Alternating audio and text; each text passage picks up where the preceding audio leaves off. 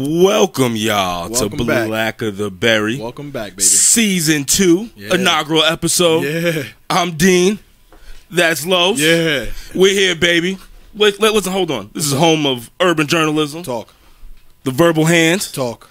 And you know what we did? We haven't had anybody all first season. No, we didn't. But we gave y'all a treat. Yes, we did. I said we gave y'all a treat. Yes, we did. One more time, I'm going to say we gave y'all a treat. Yes, we did. My man, Malik Mcfly in the building. What's up, baby? Yo. We appreciate you for blessing us with your presence. Brothers, how y'all doing, man? What's up, God? Sheesh, man. I'm here, man. I'm feel good. Listen, for those who don't know, me and Malik go back like 2 flats on a Cadillac, man. That's a fact. You know like what cook I mean? crack? Yeah, like cook crack. Man.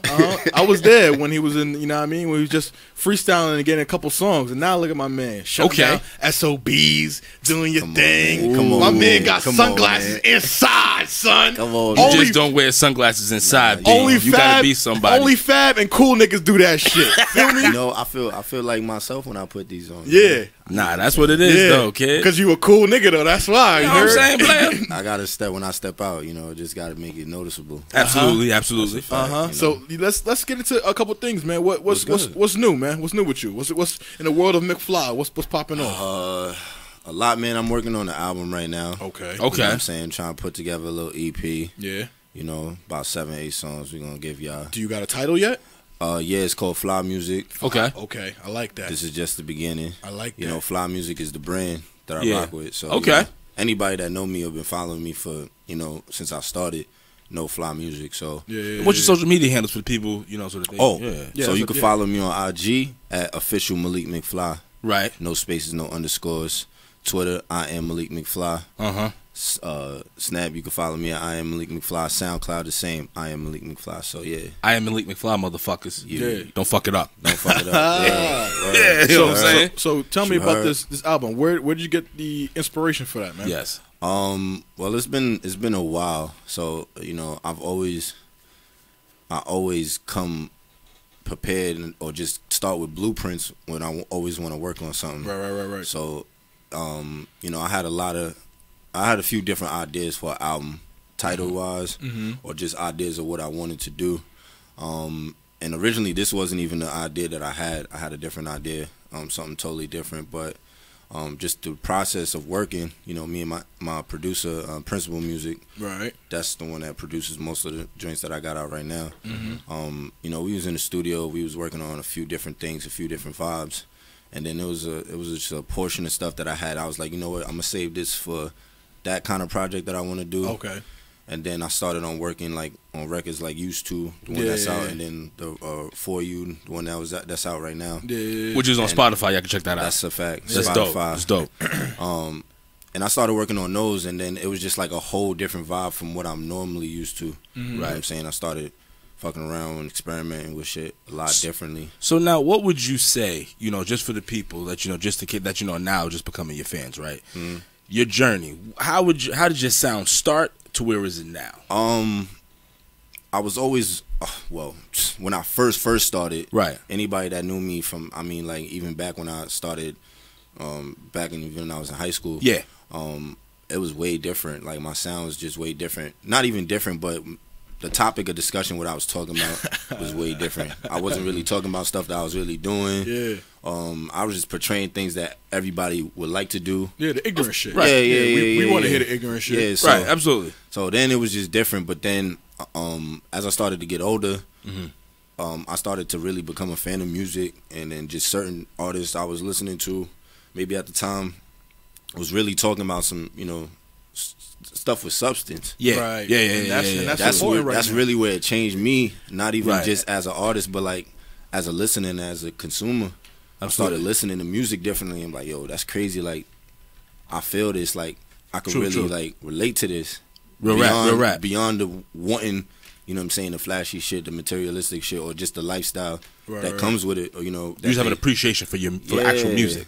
So then I just started going differently with, you know, just really trying to hone in on trying to give my music a little bit more substance. Right. So it just gradually, it grew from there, you know, until, you know, I dropped my first mixtape in 2014. It's called The Definition of Me. That's on Dat Piff. You know, when Dat Piff was still lit. Yeah. People still use Dat Piff. I still love Dat Piff, bro. You know what I'm saying? My mixtapes too. Yeah. Okay. So yeah. You know, and then from there it's been quiet. But even then, I grew a lot more because a lot of my stuff then was I didn't really mess with the melodies or the melodic stuff a lot. I knew I could do it, but it was just like, nah, I was more of a, you know, a lyricist, you know what I'm saying, bars and giving you lyrics and being a rapper. You know absolutely. Oh, you a rapper. Right. Like wordplay, you know like, so, yeah. So, and then as the time went on, you know what I'm saying, from 2014 when I dropped that till 2017 when I came out with my first single technically. Right. You know, I started experimenting and just getting more melodic with my music, and just creating more of a vibe instead of just being just all about the rap. You know, Right. And that's when you know, and it really just came from my producer. We was in the studio one day, and you know, we did our first single we dropped was called Know Me, which is on Spotify, Apple Music, and all that as well. Go check that out, people. Go check that out. You know, we was in the studio. We was actually working on Used To, and he was like, "Yo, I got this record, bro." He was like, "But real talk, I hear you singing on it. I don't really hear you rapping on it." And I was like, "That's not really me." How'd you have to adjust to that? It wasn't a hard adjustment because low key I was singing before I started rapping. Okay. I never considered myself a singer. You know what I'm saying? It was just like, you know, I had the ability to, you know, to hold notes, right? Hit notes, stay in tune. You know what I'm saying? Absolutely. So, he was like, "Yo, I want you to sing on this," and I was just like, all right. So when I really approached the record, throw you off too much. Not to cut you off. It didn't throw you off too much creatively. Not at all. Because when I wrote it, I didn't write it as I didn't write it as an R&B single or nothing like that. I wrote it just how I would regularly write the record. Okay. I just knew when it came to actually doing it, I would have to just do it differently. Okay. You know what I'm saying? Recording wise. So, but your creative standpoint was still the exact same. Still the same. I still attacked it the same way. Okay. So, like I said, if it ain't broke, don't fix it.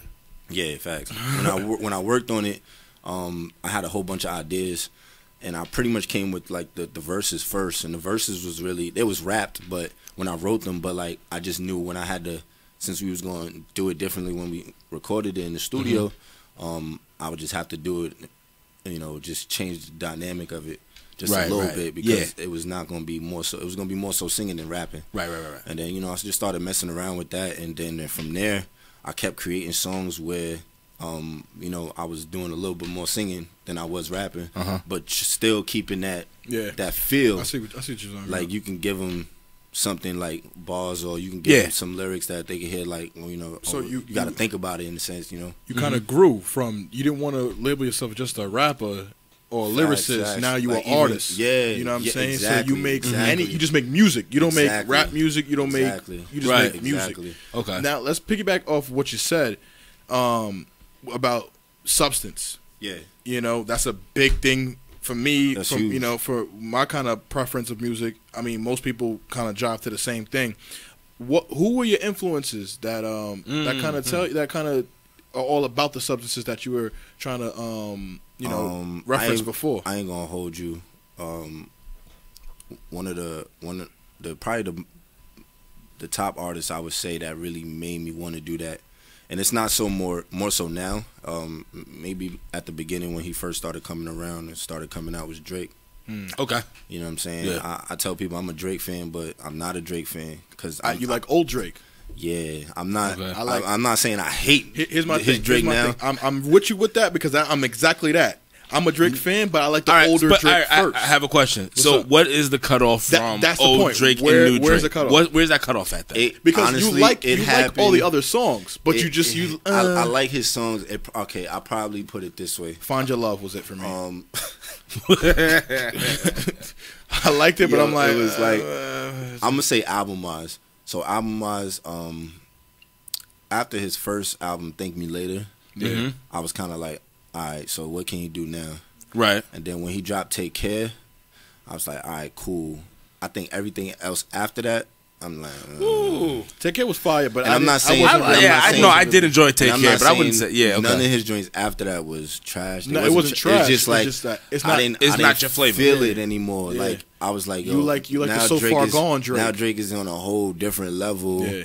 Acting a whole different way. I ain't gonna lie, he's a little bit of a style stealer. He's on some so then that was just like a whole different thing too. A lot of people was thinking he was stealing flows, and I was just like, yo, bro, like you don't write his own music. Well, I was just like, back then Drake, the So Far Gone and the Room for Improvement Drake used to write his own raps. You could tell. You know what's crazy?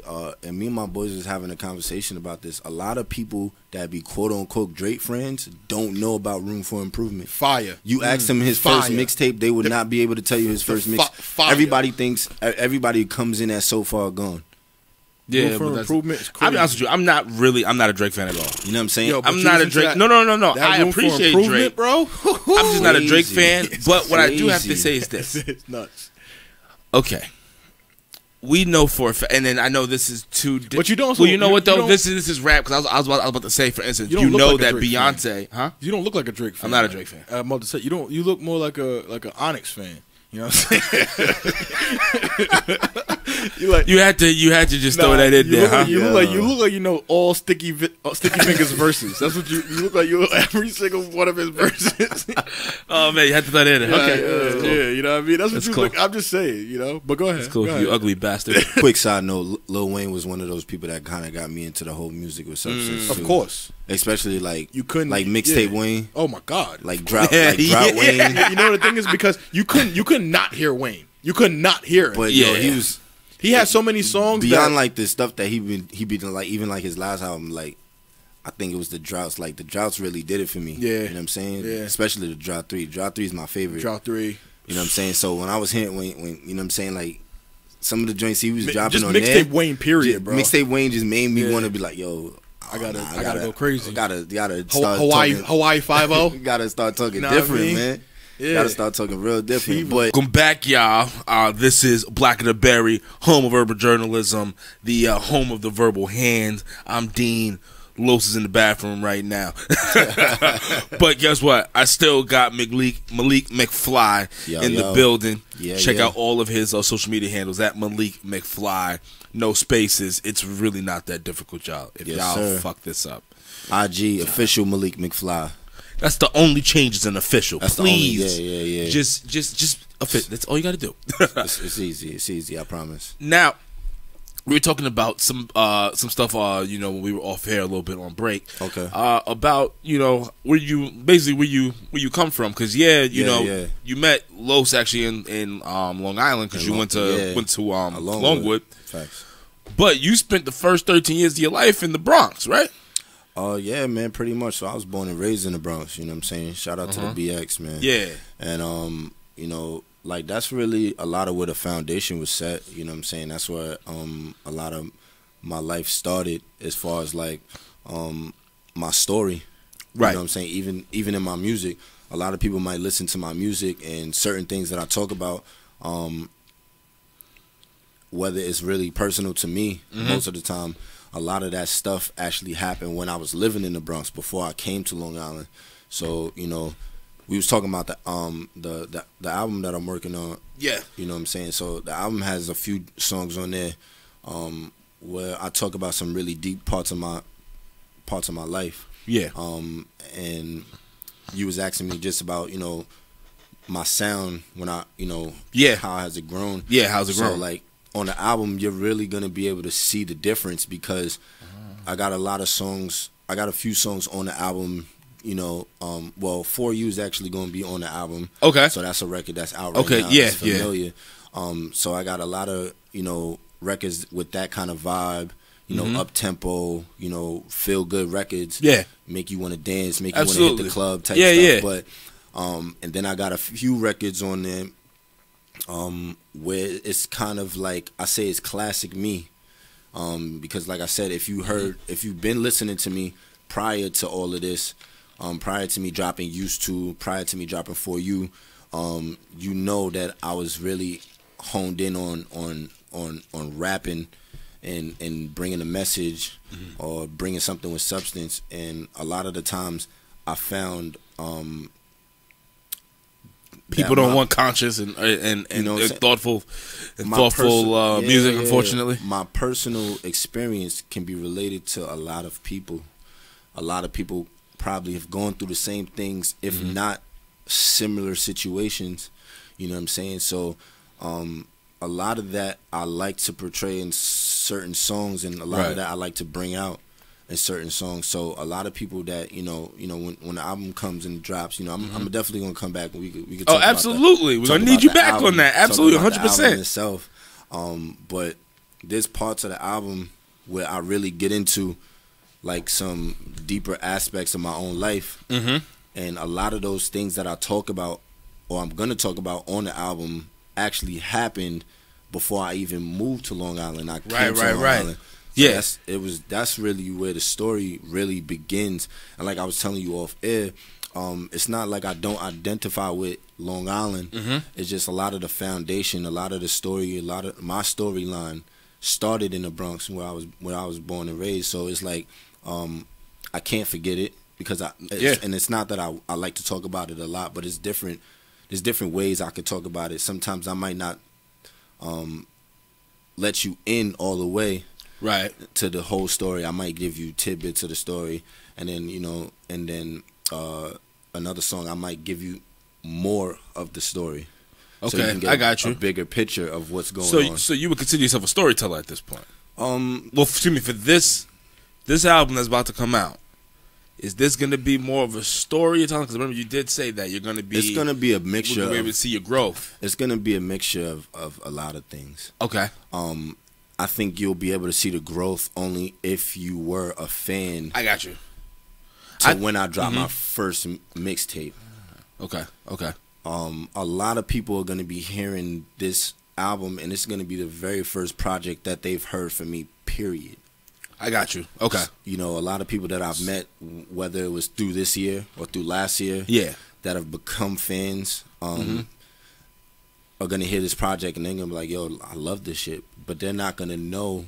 Everybody's not gonna know the growth unless they really go back to Dat Piff and be like, "Yo, let me listen to this." Absolutely. Let me listen to the production, or know me personally. Let me listen to the production. Let me listen to the lyrics. Let me listen to what he was saying, the concepts, or just the substance he was trying to bring out in that. Absolutely. To what he's doing now. So I think you're gonna be able to see the growth within the album, but you would really know the growth if you knew where I was prior to this. Okay. But the album itself is just different vibes. So I'm bringing you through. I'm definitely gonna bring you through something where you could like sit and think and just be on a more conscious level. Like it'll make you think about things, and maybe in your own personal life, it may make you ask a few questions about your own life and say, like I got a song on there. It's called "What If," and I think this is gonna be like one of the most influential songs that I have on the album. Okay. As far as like, it's like an inspiring piece. The people, because some of the people that have had the opportunity to hear it, prior to the album even being out, say it's like a new age of Jada Kiss's "Why." Ooh. So, which off air, can we get that? I mean, not get that, but can we just hear a little bit of snippet off air? Off air, yeah, I got you. Yeah, bless. We appreciate. We sorry, people. Big Kiss fan, so that would be crazy. It's like a lot of the stuff. The album is a vibe straight through. It's gonna be a vibe straight through. Okay. But a lot of the stuff, like I said, like For You is on the album, so I'm gonna take you from something like that to something like I said, a different record where I'm really gonna make you think, because I'm gonna really be rapping to you. I got you. And then I got another record that's really gonna go really personal. It's really personal to me. Okay. Basically, just about my upbringing, not having my dad around as much, stuff like that. You know what I'm saying? A lot of people, or I should say, I can't just say young black men, but a lot of young black men have absentee fathers in their lives. So that was a part of me that I mentioned here and here throughout my music, but I don't give you a story. Yeah. on it. So we know, but we don't know what happened. But exactly. Right. So now on the album, I'm gonna give you a song that's gonna give you the whole story. And that's cool. And that's gonna come from my perspective and just my side of it, as a child, as a son, somebody that had to watch certain things growing up, somebody who had to feel a certain way but never told nobody. So a lot of the things that people didn't know, maybe when I first moved from the Bronx to Long Island, a lot of people are gonna know once I dropped the album. When it comes to certain songs, but like I said, the album is a vibe. So I'm gonna I'm gonna give you some great vibes. I'm gonna give you that party feel. You're gonna take us on a roller coaster ride. Yeah, and then I'm just gonna give you something real at the end, so you can be like, yo, this. I fuck with the vibe. I fuck with the fact that he's giving me something where I could sing to, I could dance to. But what about something that's gonna make me think? Or how many tracks are we thinking? 7 to 8. Okay. 7 to 8. But it's gonna be a solid 7 to 8, because it's nothing that I've rushed. Right. I've been working on this for a little bit. Everyone's crafted. A minute. Yeah. How long have you been working on it, if you don't mind me asking?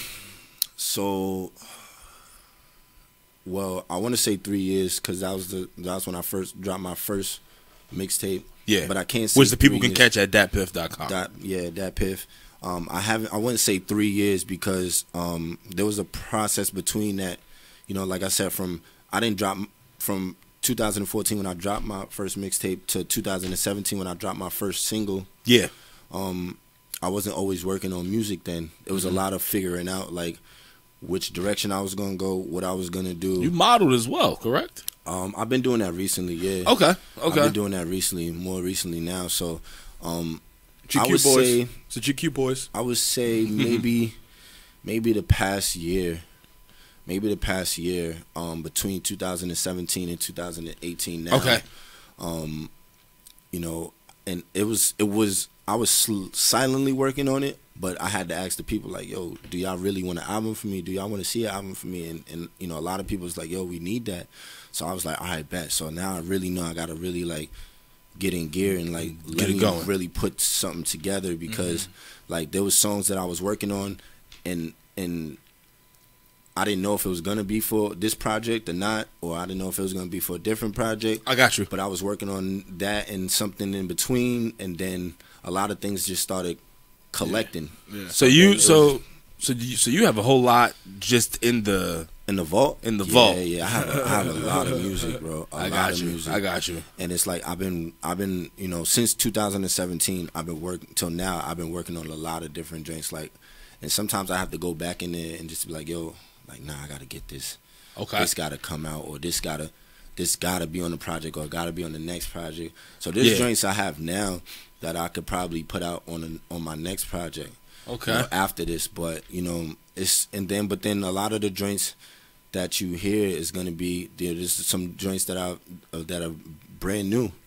You know what I'm saying? Okay. So it's like it depends. Like certain things, I feel like when you're working on an album, sometimes you could work on it in a certain time frame to say like I'm gonna put these set of songs out, but then sometimes I feel like it depends on which way you're going. You know what I'm saying? Because like I had songs where I was working on, and then I started experimenting with different things. Now I have a totally different sound. Right. And then it's like, okay, that sounds dope. And then we keep working.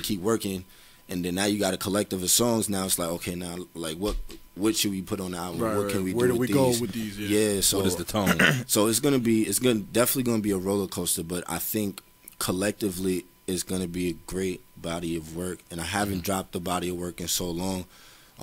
That it's gonna be a lot of growth shown in it.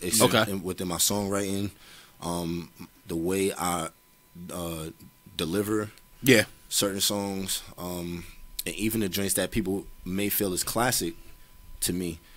I feel like it's gonna be classic, but it's just gonna hit another plateau. Okay, like where people are just gonna be like, "Yo, this is way different." Like, I kind of wanted to, I just wanted to note, because, like people said, like it's all about the growth, and for people who don't know you, they're gonna see so much, because, like you said, they've heard you from singles, so they haven't seen the big body, the whole collection. So it's gonna be dope, and I think you're gonna definitely come back. We're gonna have you back. Yeah, I'm gonna have to come back when the album Oh, is out. listen, when you're doing your press run, please keep it. You know what I'm saying? That's a fact. Now, I'm gonna do a small press run when it come out. I'm Dean. That's Los. That's Malik McFly. We out here, bitches. Berry Gang.